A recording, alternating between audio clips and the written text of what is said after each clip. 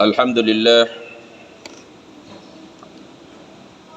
Alhamdulillahilladzi arsala rasulahu illa rahmatan lil alamin. Asyhadu an la ilaha illallah wahdahu la syarikalah wa asyhadu anna Muhammadan abduhu wa rasuluh.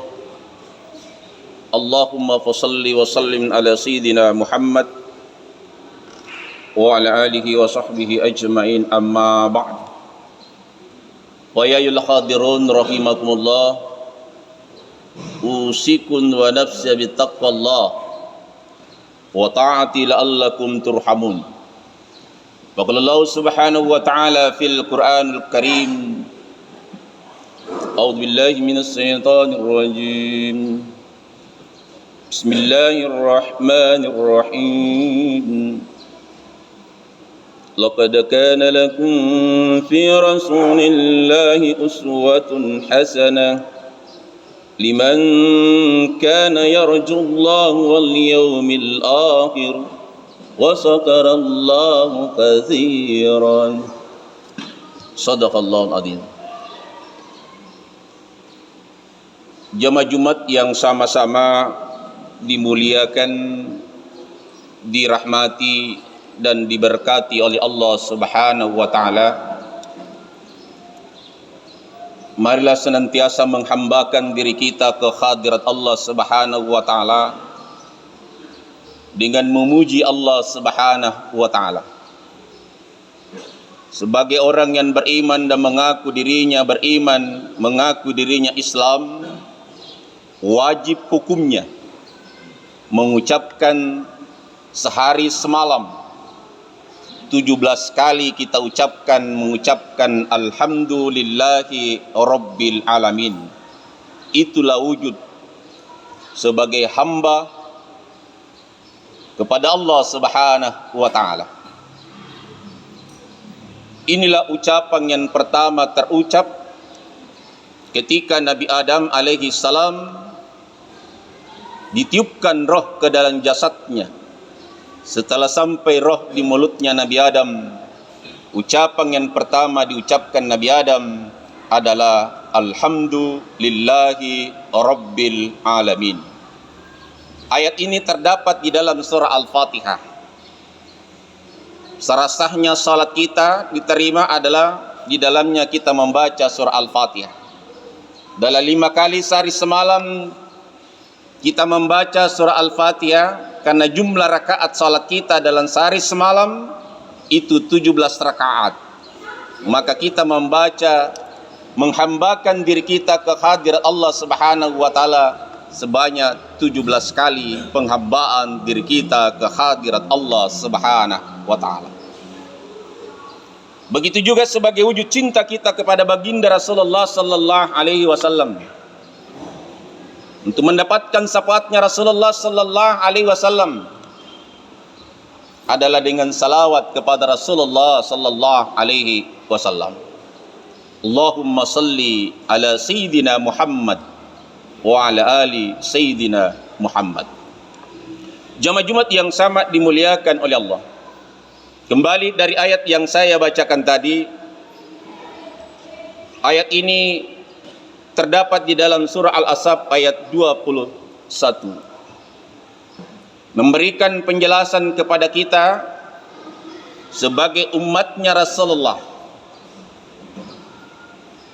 Jadikanlah Rasulullah sallallahu alaihi wasallam sebagai teladan di dalam memilih pemimpin ke depan.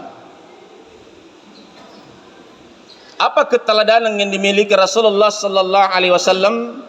Laqad kana lakum fi Rasulillahi uswatun hasanah.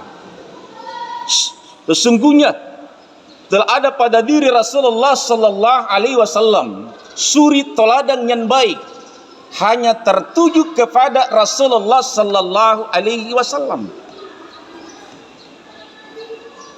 sebagai pemimpin dunia. Pemimpin dunia ada 100 pemimpin dunia. Rasulullah sallallahu alaihi wasallam diakui ditempatkan pada pemimpin nomor 1 dari 100 pemimpin dunia. Dari mana kepemimpinan Rasulullah sallallahu alaihi wasallam? Apa yang dimiliki Rasulullah sallallahu alaihi wasallam dijadikan sebagai teladan dunia, terkhusus kita sebagai umatnya Rasulullah sallallahu alaihi wasallam, bahwa memilih seorang pemimpin ketika 5 sifat yang dimiliki Rasulullah sallallahu alaihi wasallam dimiliki oleh seorang pemimpin yang kita akan pilih. Dan ketika kita pilih dan dia akan menjadi pemimpin, maka kita akan terlibat di dalamnya karena kita mengambil andil di dalamnya. Ketika dia melakukan satu kesalahan, maka yang memilih di dalamnya ikut menanggung dosanya. Karena dia adalah wakil kita pilih. Kecuali kita tidak pilih lantas dia melakukan suatu pelanggaran, maka kita keluar tidak mendapatkan ganjaran itu. Jemaah Jumat yang sama dimuliakan oleh Allah. Apa yang dimiliki Rasulullah sallallahu alaihi wasallam? Sifat yang dimiliki Rasulullah adalah sifat as-sidq. Apa itu as-sidq? Kebenaran. Kebenaran itu datangnya dari Allah Subhanahu wa taala, maka akhlaknya Rasulullah sallallahu alaihi wasallam adalah Al-Qur'an. Maka kalau kita mau melihat akhlaknya Rasulullah, harus kita pahami Al-Qur'an sebagai pedoman hidup kita. Lantas bagaimana seorang pemimpin yang tidak tahu mengaji yang kita jadikan pemimpin? Bagaimana bisa menjadikan sebagai as-sidq? Dia akan melakukan sesuai apa yang ada dalam pikirannya dan sesuai apa yang ada dalam bisikan-bisikan ada di sekelilingnya. Itulah kebenaran.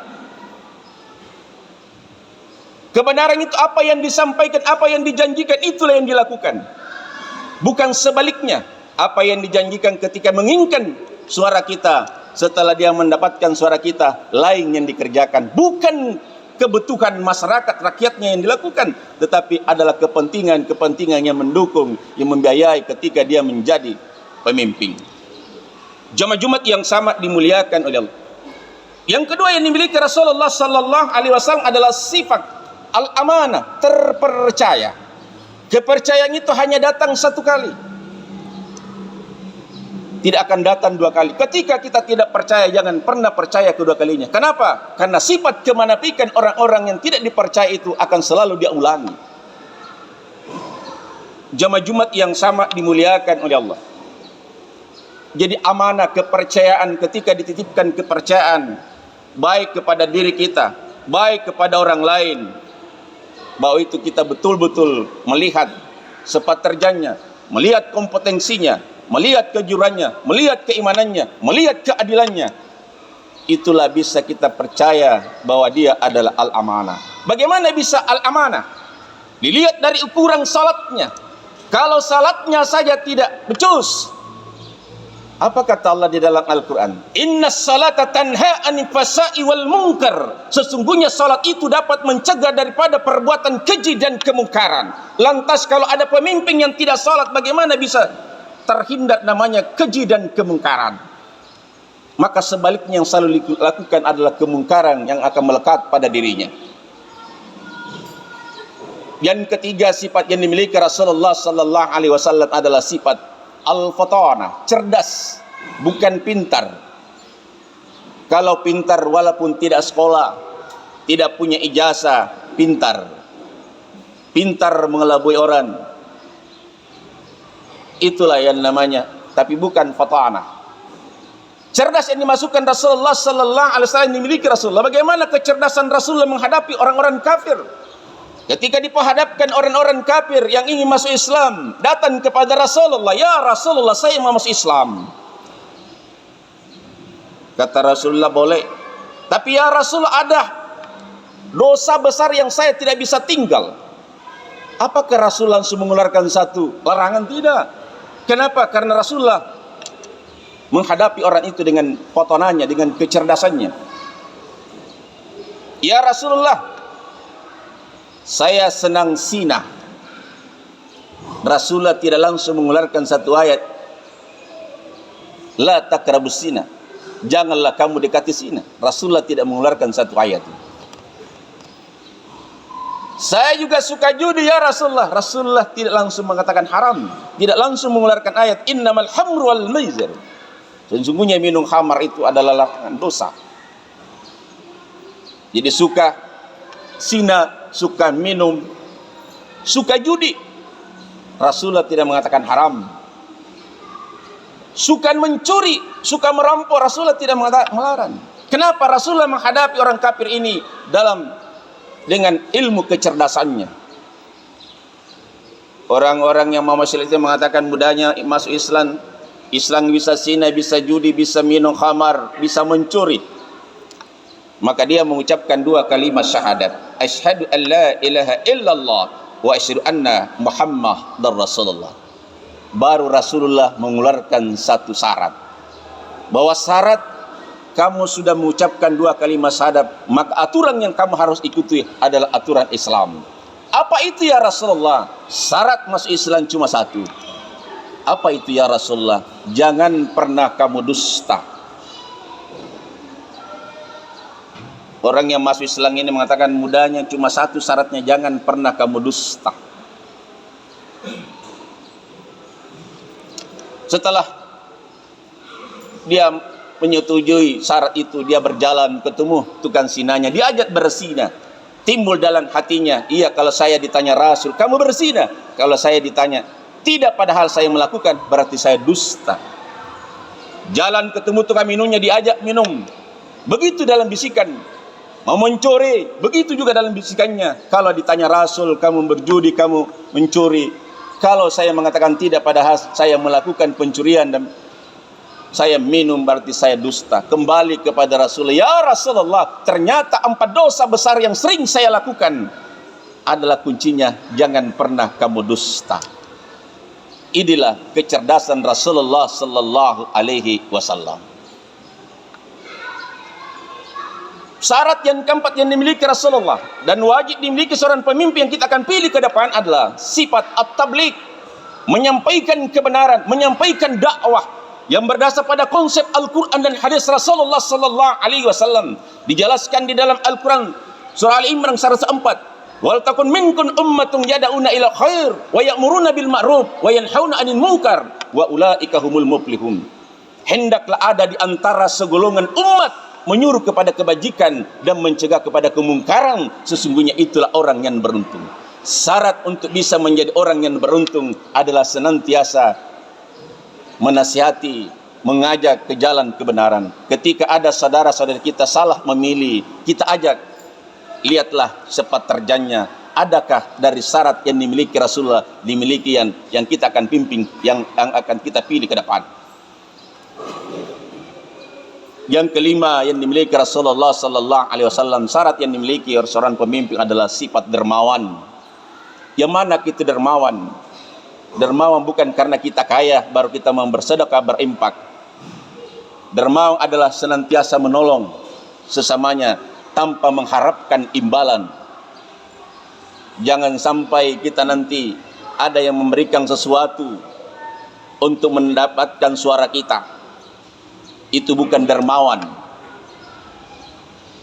tetapi ancamannya adalah neraka, bukan dosa. Jadi orang yang disogok dan menyogok bukan berdosa, tetapi langsung ganjarannya adalah neraka. Kalau berdosa masih bisa kita bertaubat, tetapi kalau langsung ganjarannya neraka, tidak ada maaf bagimu orang yang melakukan apa yang dilarang oleh Allah Subhanahu wa taala.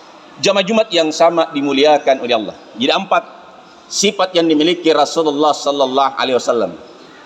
Dari paslon yang akan memimpin negara, semua orang terbaik, tapi carilah yang paling terbaik dari terbaik itu. Mana yang memiliki sifat as-siddiq?